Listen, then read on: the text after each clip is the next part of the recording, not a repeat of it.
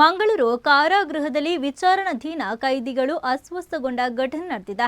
ಮಧ್ಯಾಹ್ನದ ಊಟದ ಬಳಿಕ ಅಸ್ವಸ್ಥಗೊಂಡ 40ಕ್ಕೂ ಹೆಚ್ಚು ಕೈದಿಗಳನ್ನು ನಗರದ ಸರ್ಕಾರಿ ವೆನ್ಲಾಕ್ ಆಸ್ಪತ್ರೆಗೆ ದಾಖಲಿಸಿ ಚಿಕಿತ್ಸೆಯನ್ನು ಕೊಡಿಸಲಾಗುತ್ತಿದೆ.